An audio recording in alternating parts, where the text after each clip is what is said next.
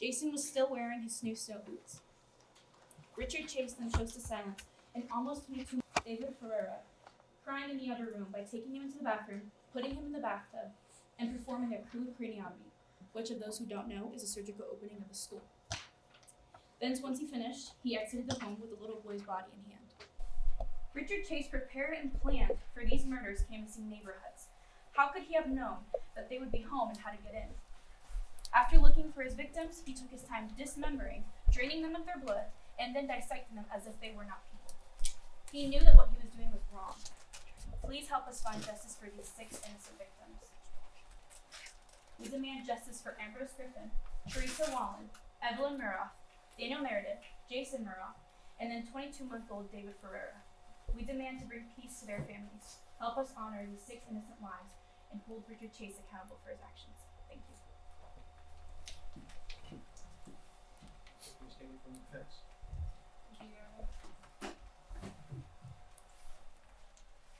Good afternoon, ladies and gentlemen of the jury. My name is Alicia, and it is my privilege to represent Richard Chase in this insanity plea trial.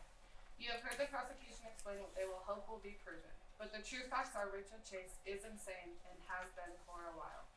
Richard's mental health has been on a decline since his early childhood. He was institutionalized in 1973 after he was discovered injecting rabbit's blood into his own veins. Richard was released in 1976, even though hospital staff and other patients observed Mr. Chase killing birds and drinking the blood. It is a shame that Mr. Chase couldn't get the help he needed and was released when he was clearly a danger to himself and to the public.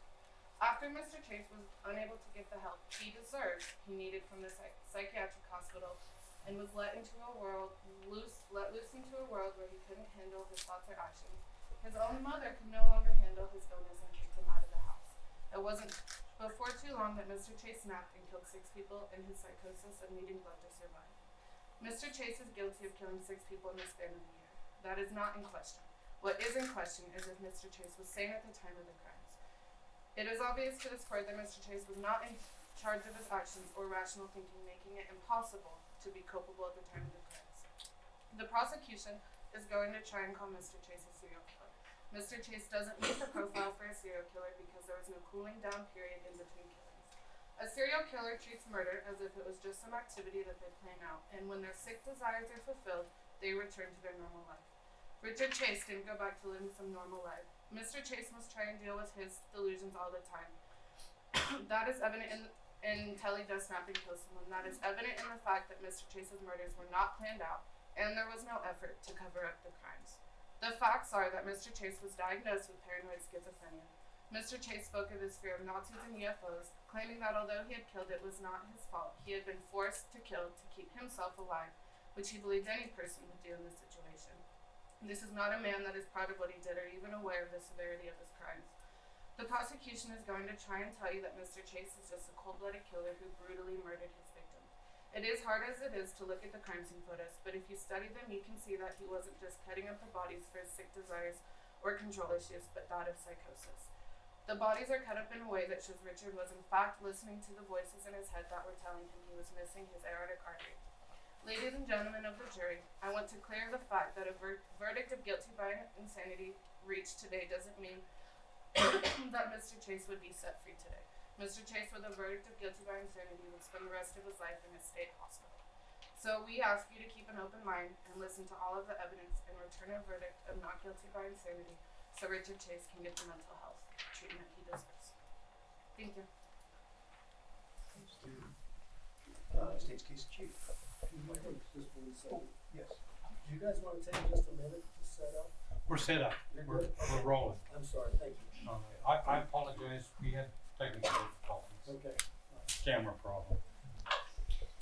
The state of California calls Richard Chase Sr. to the stand.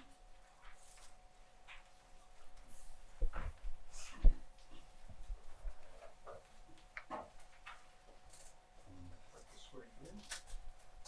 Stop there. Yeah. Raise your right hand. Do you solemnly swear that the testimony you are about to give is the truth, the whole truth, and nothing but the truth, so help you God? Please. Can you please state your name and how you know the defendant for the jury? My name is Richard Trenton Chase, or Richard Chase Sr. I'm the father of the defendant. Can you tell us a little bit about your family and the time that Richard was born? He was born, when he was born, I was still married to his mother, Beatrice. When he was about 2, we bought a house right around the time that I got hired at the base. And that was around the same time that his sister, Pam, was born. Okay. When you and Beatrice were married, did you argue? We had some financial troubles, and I started drinking at the time. I sort of eased off of the drinking as our financial situation improved. We had disagreements about how to handle the kids. I thought that Beatrice was too lenient with them. And we tried not to argue in front of the kids, but they could definitely hear us sometimes. And you're not married to Beatrice now. What happened? She started to think that I was cheating on her. She was accusing me all the time with no base to the accusation. One time she ruined a camping trip because she somehow was convinced that I had a woman waiting for me in the woods. And she also accused me of poisoning her. I don't know where that idea came from. Did your marriage issues seem to affect the kids? They probably affected the kids in some way, but we didn't really separate until after Richard was an adult. Lots of kids have divorced parents. So Richard was a normal, functioning kid growing up? Yeah, he was normal and functioning. He, no big issues, I would say. Okay. Did Richard ever wet the bed? No more than normal. Okay. As a child, did Richard have pyro tendencies? Did he set stuff on fire? Okay. What about violent tendencies toward animals when he was a child? He didn't have any violent tendencies toward animals as a child. Those only started when he got older. The summer before the murders, Richard killed both of our family dogs. We knew it was him, and he refused to admit it. He also, Beatrice refused to let him come back to the house after that, and he was upset by that and shot Beatrice's cat on her porch. How was your relationship with Richard during his school years? We had an okay relationship. He was very messy and disorganized, which we definitely argued about. He was also arrested for marijuana possession his sophomore year of high school. That was upsetting for me, but what really got to me was that he refused to admit it despite being caught red-handed. I was a little hard on him, but I always wanted what was best for him. And How did Richard do in school? Did he graduate? he did fine in school. His grades slipped a little bit in high school, but he still graduated fine and even enrolled in college. After high school, was Richard able to take care of himself and move out on his own?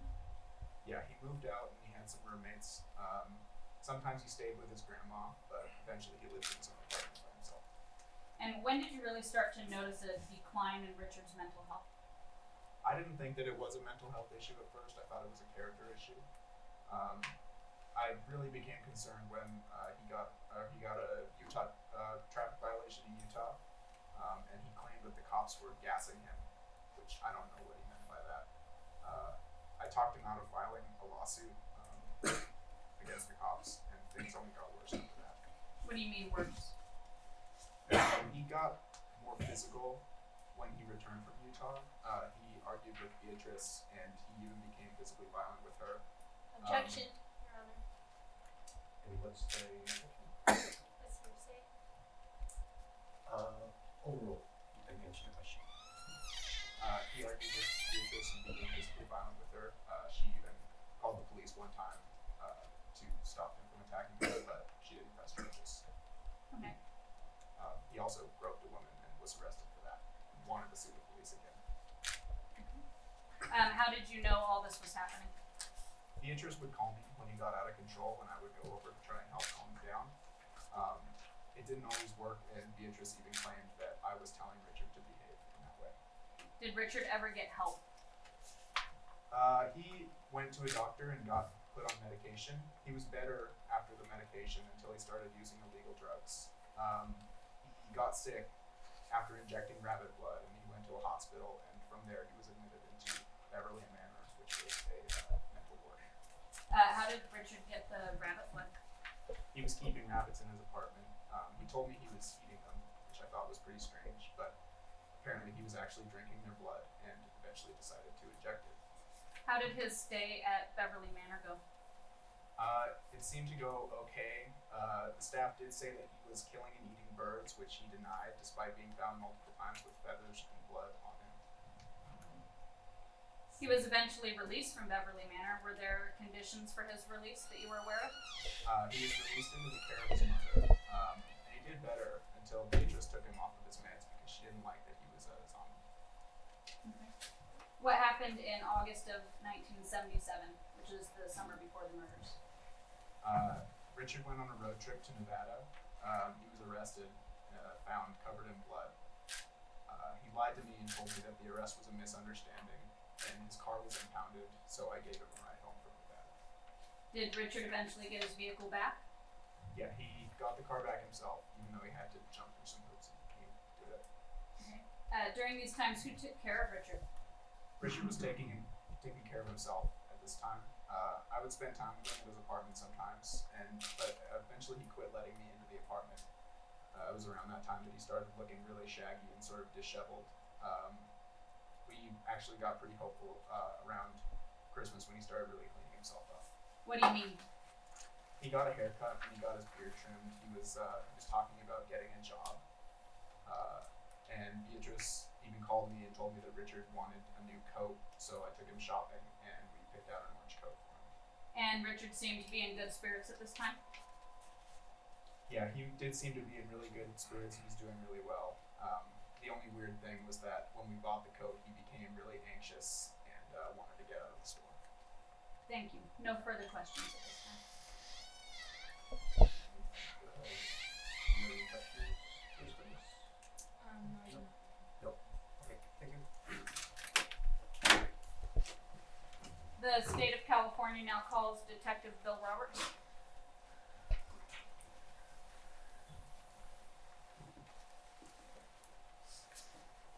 Please raise your right hand. Do you solemnly swear that the testimony you are about to give is the truth, the whole truth, and nothing but the truth, so help you God? Can you please state your name and your job title for the jury? My name is Bill Roberts. I'm a detective at the Sacramento Sheriff's Office. Were you there the day of Chase's arrest? Yes, I was. I was there with 2 other detectives. What happened when you got into the apartment complex? When we got there, we went to the manager. We asked for Richard Chase if Richard Chase had lived there, and she said she did, or he did. We then asked what apartment he lived in. She said he lived in apartment 15.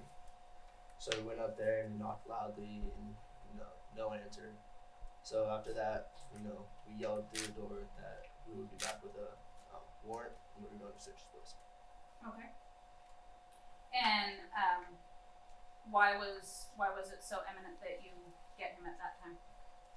Because at that time, we knew that he was in trouble, so we had discretion on him, and we wanted to get him in. And after that, we just kind of we went from there. Okay. And did Chase believe your bluff? Yes, he did. He tried leaving his apartment with carrying a cardboard box. Okay. And what did he do once he saw that you hadn't left? Once he saw us, he kind of tried to run from us. We scuffled with him a little bit. He ended up trying to run and threw a cardboard box at my partner, which was deflected. After that, we got Chase into handcuffs, or Richard into handcuffs, and we ended up removing a .22 caliber pistol from us. Yep. Okay. What was inside of the box?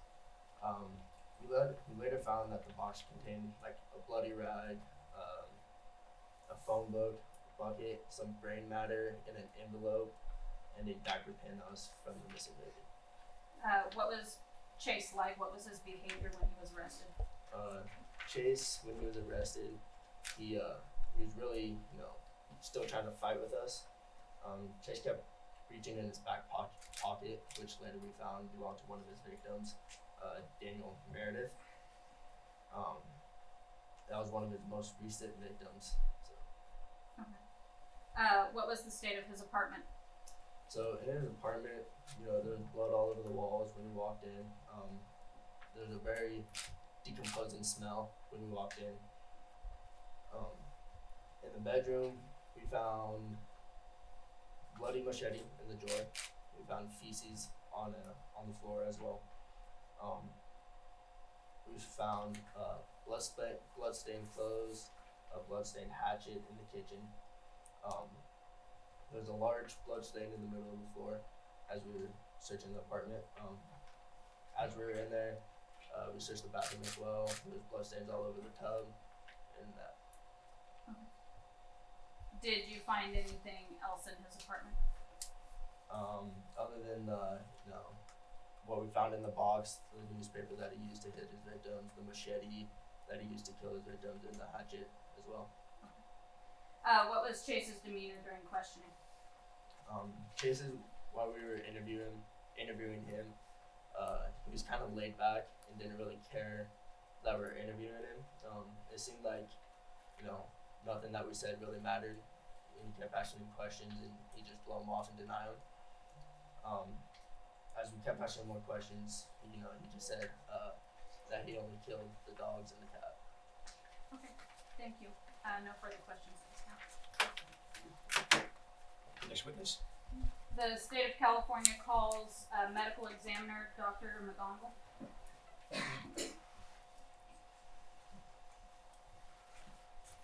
Please raise your right hand. Do you solemnly swear that the testimony you are about to give is the truth, the whole truth, and nothing but the truth, so help you God? Please be seated. Could you please state your name and title for the jury? My name is Dr. McGonigal. I'm a pathologist. Dr. McGonigal, were you the attending pathologist and familiar with all the files for all of Mr. Chase's victims? Yes, I was. What was the cause of death for the first victim, Mr. Griffin? Mr. Griffin suffered a single gunshot wound from a .22 caliber pistol to the right anterior side of his chest. And what was the cause of death for the second victim, Teresa Wallen? Miss Wallen suffered a total of 3 gunshot wounds to the head. The first one went through her right arm and through the wrist and grazed her head, indicating she was doing a defensive motion. The second was to the cheek, which broke her jawbone. The final shot was to the brain. It caused her to become unconscious. The injury caused eventually her death, but it was not instant. Okay, did Wallen have any additional wounds? Yes, her body appeared to be dragged and mutilated, and there were specific organs that appeared to have been attacked. Some have been removed and repositioned. For example, one kidney was found in her chest cavity. Several organs suffered lacerations, however, these appeared to be done in a precise way. And the most notable was the way the intestines were removed from the body.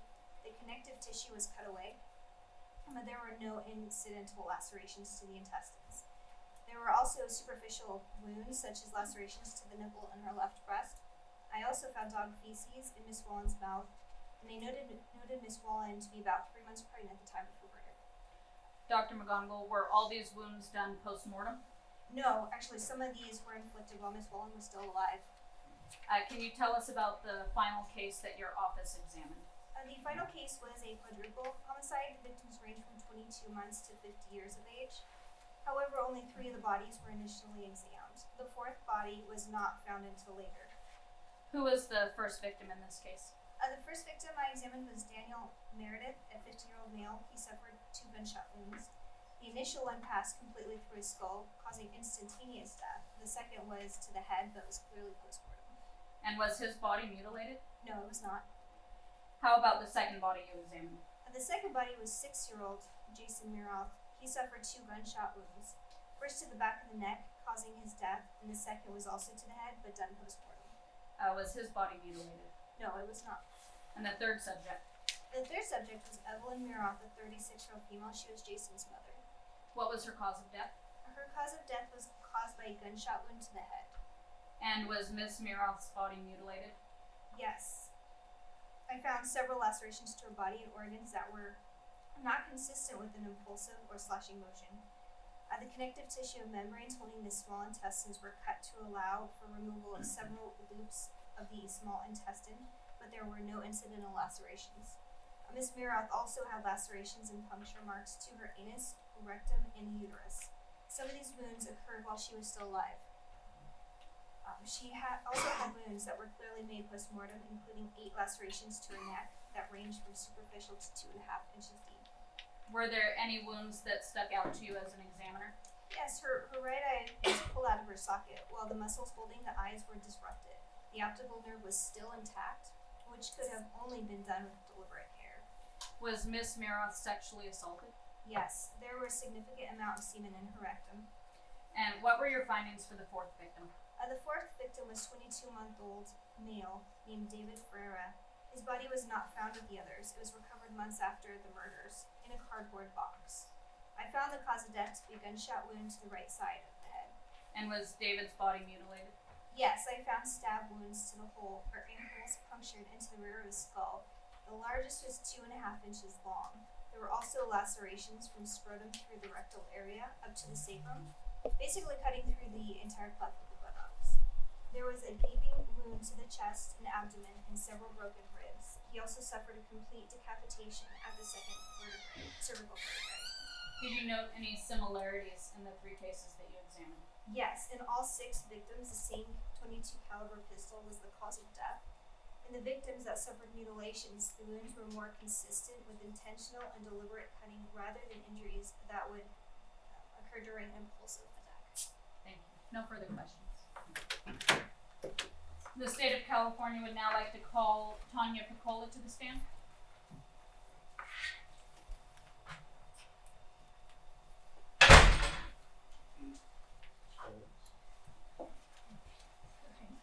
Please raise your right hand. Do you solemnly swear that the testimony you are about to give is the whole truth and nothing but the truth, so help you God? I do.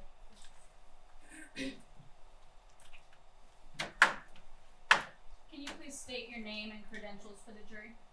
My name is Tanya Piccola, and I'm a psychiatrist, MD. What qualifies you to testify today? I have read Richard Chase's entire psychiatric file and have conducted interviews with him before this trial. Dr. Piccola, what, with your professional knowledge, would you say about a person who shoots their victims to cause a quick death before mutilating and sodomizing the body? I would have to say that a person shoots his or her victim first to put them out of their misery, to save them of the pain of mutilization and sodomy, out of remorse or guilt. In your expert opinion, based on the psychiatric records that you reviewed, would you have diagnosed Richard Chase as a paranoid schizophrenic? No, I would not have diagnosed him a paranoid schizophrenic. In fact, I would have diagnosed him a paranoid antisocial personality disorder.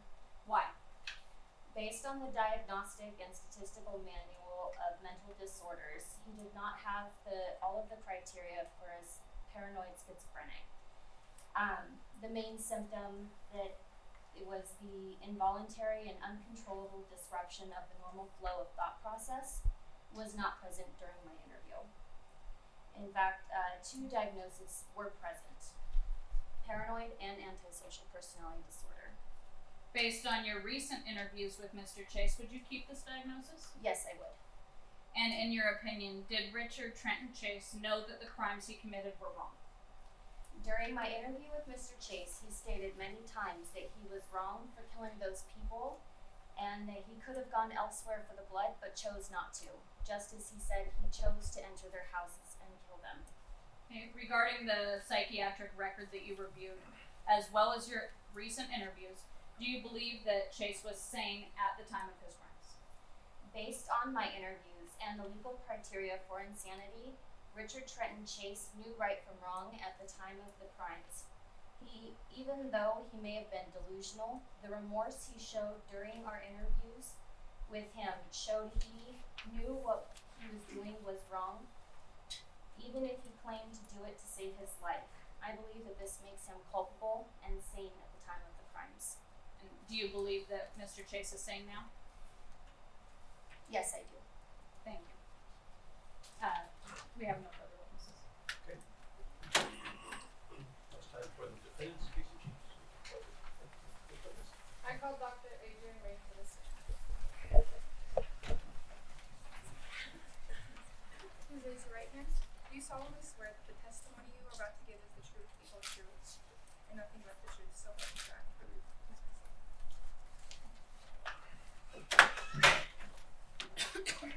your name and occupation for the My name court. is Adrian Rain. I'm a professional psychologist as well as a professor at the criminology at Richard Perry University. I graduated from York University in Toronto, Canada, and my research interests are psychopathology and psychotherapy. I'm considered an expert in neurobiology of antisocial behavior. Thank you. Can you please tell the court what the symptoms of schizophrenia are?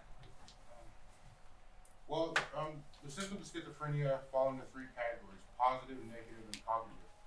Positive symptoms are symptoms of psychotic behaviors not generally seen in healthy people. People with positive symptoms may lose touch with some aspects of reality. Positive symptoms include hallucinations, delusions, thought disorders, unusual or dysfunctional ways of thinking, and movement disorders. Negative symptoms are symptoms associated with disruptions to normal emotions and behaviors. Symptoms include the flat effect, reduced expression of emotions via facial expressions or voice tone, reduced feelings of pleasure in everyday life, difficulty beginning and sustaining activities, and reduced speaking. Cognitive symptoms. For some patients, the cognitive symptoms of schizophrenia are accessible, but for others they are more severe, and patients may notice changes in their memory or other aspects of thinking. Cognitive symptoms include poor executive functioning, the ability to understand information and use it to make decisions, trouble focusing or paying attention, problems with working memory, and the ability to use information after learning it. So, in your professional opinion, is a client thinking they need to drink blood to survive a symptom of mental illness? Yes, in my expert opinion, it is a sign of schizophrenia. In your expert opinion, is a client believing their school is shifting a sign of mental illness? Yes, in my expert opinion, it fits the criteria for delusion relating to schizophrenia. After reading his file, in your expert opinion, was Chase showing signs of schizophrenia prior to drug use or prior to being institutionalized? Well, there are several factors that contribute to the risk of developing schizophrenia. One is genes and environment. Scientists have long known that schizophrenia sometimes runs in families. However, there are many people who have schizophrenia who don't have a family member with the disorder, and conversely, many people with one or more family members with the disorders who do not develop it themselves. Scientists believe that many different genes may increase the risk of schizophrenia, but that no single gene can cause the disorder itself. It is not yet possible to use genetic information to predict who will develop schizophrenia. Scientists also think that interactions between genes and aspects of the individual's environment are necessary for schizophrenia to develop. Environmental factors may involve exposure to viruses, malnutrition before birth, and problems during birth, as well as psychosocial factors. Thank you. Can you explain the different brain chemistry and structure between those with schizophrenia and those without? Scientists think that there's an imbalance in the complex, irrelated chemical reactions of the brain involving the neurotransmitters, substances that brain cells use to communicate with each other. Dopamine, glutamine, and possibly others play a role in schizophrenia. Some experts also think that problems during brain development before birth may lead to the faulty connections. The brain also undergoes major changes during puberty, and these changes could trigger psychotic symptoms in people who are vulnerable due to genetics or brain differences. Thank you. Last question. Do you believe, in your expert opinion, that schizophrenia can be treated given the right resources? It is possible for those diagnosed to be, yes, there is treatments for schizophrenia such as antipsychotics, which are administered in many ways. There are also psychosocial treatments. These treatments are helpful for after patients and their doctor find a medication that works.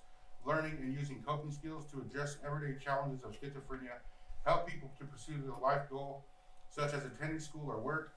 Individuals who participate in regular psychosocial treatment are less likely to have relapses. This treatment model also integrates medication, psychosocial therapies, case management, family involvement, and supported education and employment services, all aimed at reducing symptoms. Thank you. No further questions, Your Honor.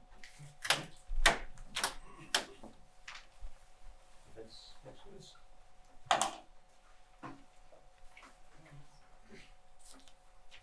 Like call Barbara Justice and stand, please.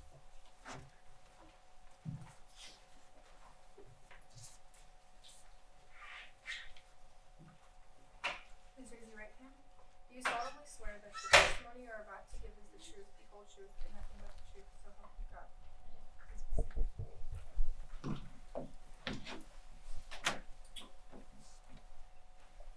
reviewing the case, what are your findings you found with Mr. Chase?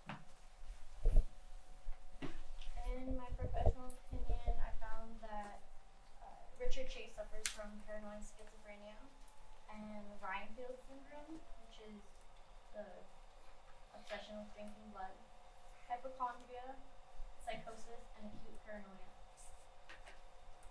Did you personally interview him? Yes, I interviewed him multiple times. Would you define what Reinfeld's syndrome is to the court? Reinfeld syndrome is a psychiatric illness which is an obsession with drinking blood. It's also known as clinical vampirism. It's commonly found in males and associated with sexual arousal. It's very common that the blood is viewed as a life force or power. This is particularly in Richard's case. No further questions, Your Honor.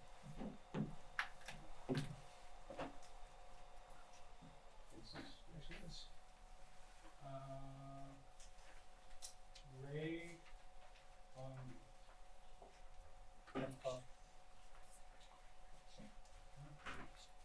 Please raise your right hand. Do you solemnly swear that the testimony you're about to give is the truth, the whole truth, and nothing but the truth, so help you God? Please state your name and occupation for the jury. My name is Ray Biondi, and I am the head chief of homicides. Were you in charge of the Richard Chase case? Yes, I was. Will you please describe the first call you received regarding this case in December 1977? The first call during this case took place a little outside of Sacramento, in a suburban area on Robertson Avenue. I was told there had been a drive-by shooting at the Ambrose Griffin household. Would you describe what happened on the scene? Mr. Ambrose Griffin had been unloading groceries and walking towards his doorstep when a passing car containing Richard Chase had shot him in his own front yard. Do you have any opinions regarding the weapon, murder weapon? In my expert opinion, this murder was unusual for a serial killer because most like to be more hands-on and not use a weapon, unlike Mr. Chase. Were there more reports on Mr. Chase after the murder had taken place? Yes, there was.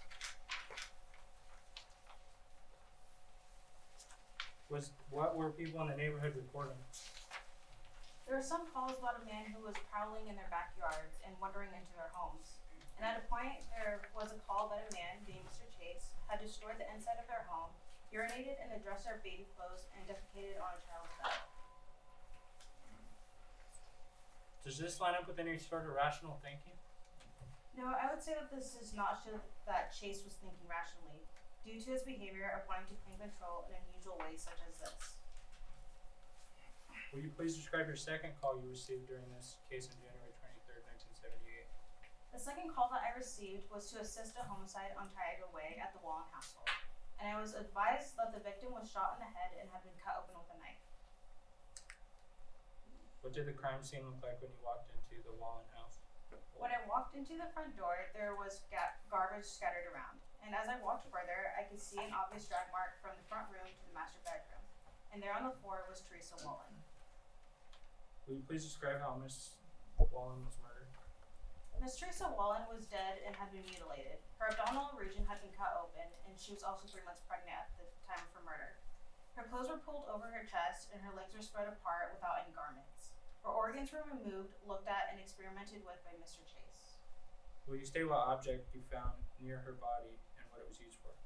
I found a used yogurt cup that had zigzags on it, and Mr. Chase was using that cup to drink the blood from the body. It was unlike anything I've encountered before. Would you say this crime showed any sign of any kind of organization? In my expert opinion, the crime scene had shown no signs of well-thought planning or organization.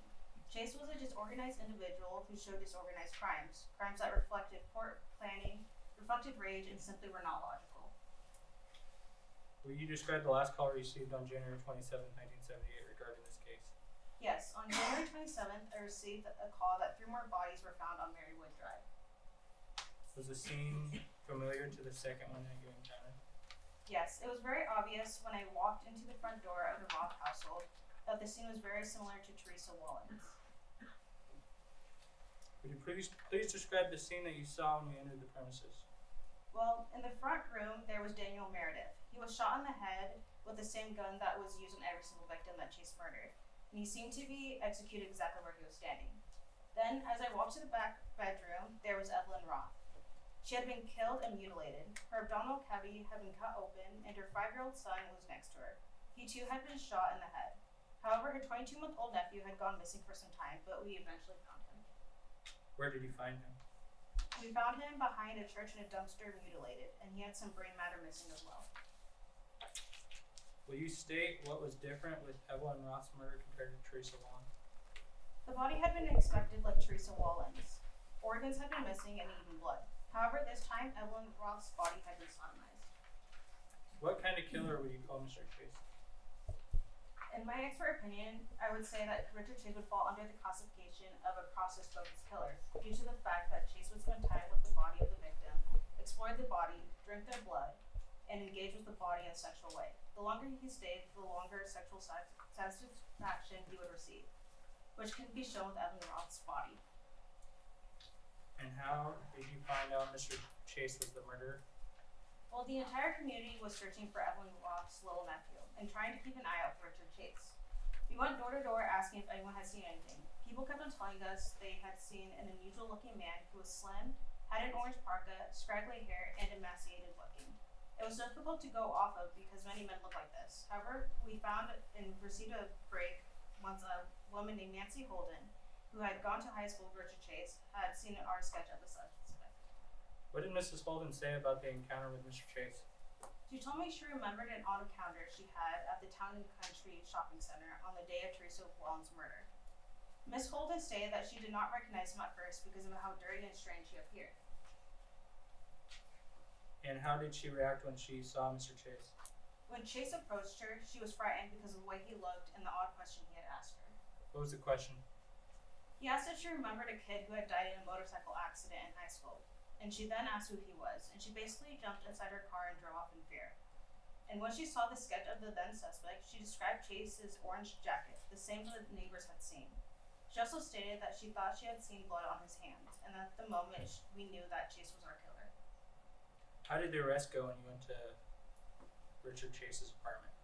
Well, we were able to find Richard Chase's address by looking at previous arrests, and when we got to his apartment complex, we went to go speak to the manager to confirm where Richard Chase lived. The manager then confirmed that Chase was living in apartment 15. When we knocked on his door, there was no response, so we went into the vacant apartment next door to listen through the wall, and we had heard movement. We unfortunately at this time did not have a warrant, so as we were thinking what to do next, Chase had thought that we had given up and left the premises. He then walked out of his apartment with a box full of rags, and when he saw me, that's when he started running. But we eventually caught him and arrested him. What did you do after the arrest? After he was arrested, we went ahead and searched through his apartment. What did you find? There was blood everywhere. The couch was covered in blood, the kitchen counter, the sink, and the bathroom. There was also a blender that contained organs from a human or some sort of animal.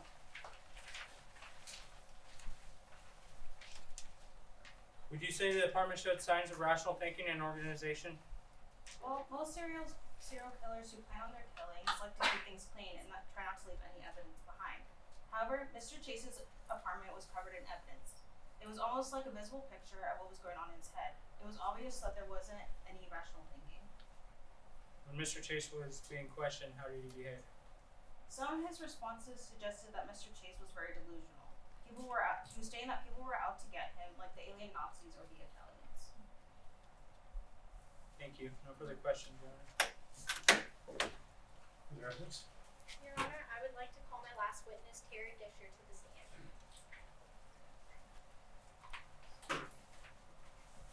Please raise your right hand. Do you solemnly swear that the testimony you are about to give is the truth, the whole truth, and nothing but the truth, so help you God? Please proceed. Mrs. Disher, please state your name and occupation for the record. Terry Fisher, I am a nurse in the psychiatric ward at Beverly Manor. Was Richard Chase under your care during his time at Beverly Manor? Yes, I was his primary nurse. Did you witness any odd behavior from Chase while being institutionalized? Yes, he captured 2 birds and tore them apart and then drank their blood. Was Was Chase showing these same behaviors upon his release? No, he seems stable on his medication. Did you receive any complaints about Richard Chase from other patients or staff? Patients and other staff would refer to him as Dracula when mentioning him to me. Were there any conflicts between Chase and other patients or staff? No, he kept to himself. Was Chase on his proper or therapeutic schizophrenia medication during the time of his release? Yes, he was. Upon being released, was Chase showing improvement on the schizophrenia treatment? Yes, he was not drinking blood anymore, and he wasn't having any more violent outbursts. Objection. That's speculation. He never admitted to drinking blood during his stay at Beverly Manor. Sustained. Last question. Was Richard Chase supposed to stay on his schizophrenia medication after being released from Beverly Manor? Yes, he was not advised to go off his treatment when released from the institution. No further questions, Your Honor. Any further evidence? No further evidence. Okay. So, unless you the jury now, we will hear the closing arguments from the attorneys.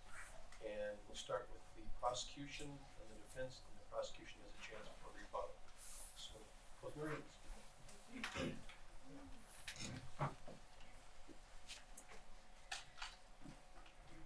Your Honor and members of the jury, the issue at hand is not whether Richard Chase committed these murders. We know between December 29th, 1977 and January 27th, 1977, Richard took the lives of 6 innocent victims. He has already admitted to his actions. We are asking you to decide today whether or not Richard Trenton Chase was culpable and sane at the time that he committed these heinous acts. The defense would have you believe that Richard Chase is also a victim in this senseless and brutal nightmare. They have painted a picture of a man turned into a monster by an unstable and abusive upbringing and untreated mental health disorder. They would have you believe that his delusions regarding his physical health somehow negates that Richard Chase knew that taking another human's life was wrong. This case comes down to just that. Did Richard know what he was doing wrong? Ladies and gentlemen, he absolutely did. We agree with the defense that Richard Chase suffered from a diagnosable mental health disorder. The state's expert witness, Dr. Tanya Piccola, testified that Richard Chase's behavior was in fact more consistent with antisocial behavior rather than paranoid schizophrenia. His own father testified that Richard Chase was a normal boy, that his violent tendencies didn't become apparent until well into his adult years, and after the use of illegal drugs. The prosecution has also established that Richard could lie to cover up the truth. Richard lied and hid that he was killing rabbits in his apartment. He lied about killing his family pets.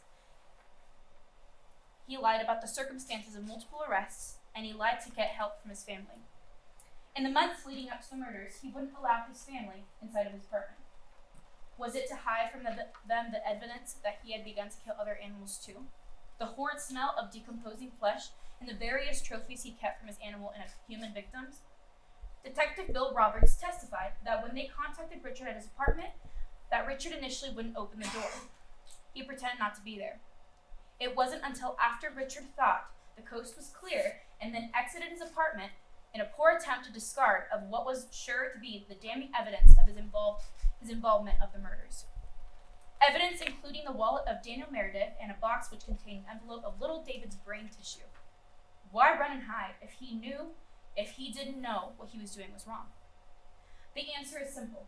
Richard Chase knew exactly what he was doing and knew what he was doing was wrong. On December 27th, 1977, Richard knew that it was wrong to pull the trigger of his .22 caliber pistol to shoot Ambrose Griffin, and that's why he fled the scene. On January 23rd, less than a month from the Griffin murder, Richard Chase entered the home of 22-year-old Teresa Wallen and used the same gun to shoot her down, ending not only her life, but that of her unborn child. He didn't even wait until she was dead before cutting into her body. 3 days later, January 27th, Richard Chase would commit his final murders. On this day, he took the life of not one, but two. Not two, but 4 unsuspecting souls. Richard killed Daniel Meredith, murdered and sexually assaulted Evelyn Meroff, killed her 6-year-old son, Jason Meroff, and her 22-month-old nephew, David Ferreira. As if killing them wasn't enough, Richard took the time to mutilate 2 bodies in such a way that the medical examiner testified it could have only been done with deliberate concentration. Richard even took the body of little David back to his apartment where he could do as he pleased, uninterrupted. It wasn't a manhunt ensued that Richard Chase hid his body in a box and disposed of it behind a church, where it sat for near 2 months after Richard's arrest before it was found. Ladies and gentlemen of the jury, in the time frame of 1 month, Richard Trenton Chase chose to end the life of 6 people. He chose to lie and hide the evidence. He attempted to avoid the police when they came knocking on his door. Why? Because he knew that what he did was wrong. We ask you today to offer some peace to his victims and to hold Richard Chase accountable for his actions. We implore you to find Richard Trenton Chase sane and guilty of murder. Thank you. Yes, sir.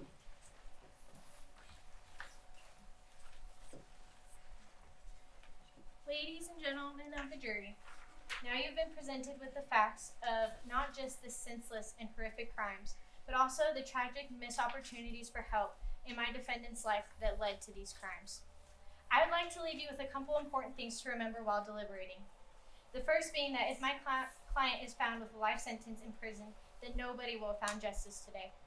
Not only will my client be left without help when he is obviously insane, but those that lost their lives will be without justice too when my client is out for the chance of parole far sooner than he would be being rehabilitated in an institution for the rest of his life. Dr. Adrian Rain has proven that with the help Chase should have received, he can live a stable life. The same stable life that he had been living in that institution that the hospital staff had witnessed before his mom took him, removed him from the treatment and facility that he should have stayed in. Second, and my final point I would like to make is that we are not questioning whether these acts that were committed were guilty, but we are questioning that if the man that created them was severely mental ill at that time. There's evidence provided that my client has had a long battle with schizophrenia and has been failed all his life when having the opportunity to be properly treated.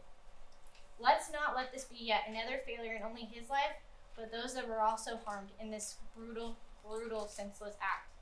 Let's not neglect both Chase and those that lost their lives. Rebuttal argument, Steve?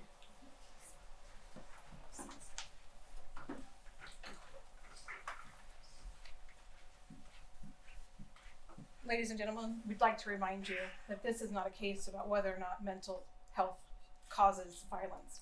There is not a precedent that everybody with schizophrenia or paranoid delusions is a murderer. The question here is whether or not he was culpable and aware that what he was doing was wrong. The state has shown time and time again, based on the evidence of his father, our psychiatric, the detective, Chase knew that what he was doing was wrong, and he made substantial steps to hide that because he knew the consequences of his actions. The defense has asked you to find him mentally insane so that he has the opportunity for a normal life, an opportunity to get out on parole sooner. Is that something that our community would want? I'm sorry that he may or may not have a diagnosis that even the defense offered 2 witnesses for that clearly contradicted each other. But the fact is that Richard Chase knew exactly what he was doing, and he chose that for his own selfish reasons, and he knew that ending those lives had serious consequences. We ask that you find him guilty and you find him sane and culpable of these horrible acts. Thank you. Thank you. Members of the jury, I'll now give you your final instructions, and then it will be your opportunity to go to the deliberation room and find your verdict. Let me first remind you that you are not deciding if the defendant committed these crimes. As noted earlier, crimes did happen and the defendant did commit them. As also noted earlier, what you are about to decide is if the defendant was legally sane at the time of the crimes and therefore guilty and legally culpable for those crimes, or if the defendant was legally insane at the time of the crimes and therefore not guilty or legally culpable for the crimes. If you, the jury, have no doubt as to the defendant's culpability, or if your only doubts are unreasonable doubts, then the prosecution has proven that the defendant's culpability beyond a reasonable doubt, and the defendant should be pronounced guilty. If, on the other hand, you still harbor reasonable doubts as to the defendant's culpability, you must return a verdict of not guilty by reason of insanity. It is now your duty to decide what the facts are. You and you alone are the judges of the facts. And that decision is to be based solely on the evidence you have seen and the witness testimony you have heard today. You must not interpret any statement, ruling, or remark that I make or have made during this trial as an indication that the court has formed any opinion about the facts or the outcome of this case. You and you alone are to decide the facts. And you will now be directed to the deliberation room, and you can notify the court staff when you've reached a verdict. So someone needs to. Right, so let me just say, I'm gonna escort the jury out in a sec, so just hang here and I'll get the jury set. And meanwhile, Kelly will have your grievances for you guys. And then as soon as we get them set, then we'll have something to eat after that, so hang in there. Come on.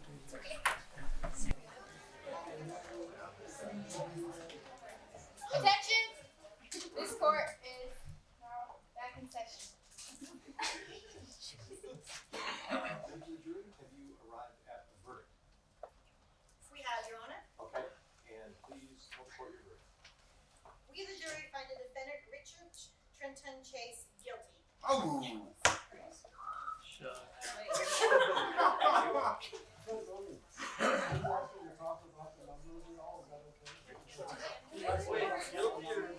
was already guilty. He was already guilty. Tell us, I think that means So, we did two different votes. First vote was 12 to 9, second vote was also 12 to 9. 12 to 9. In favor. Damn, he's going to prison for life. He's going to go to psycho inside prison. He's going to be psycho in prison.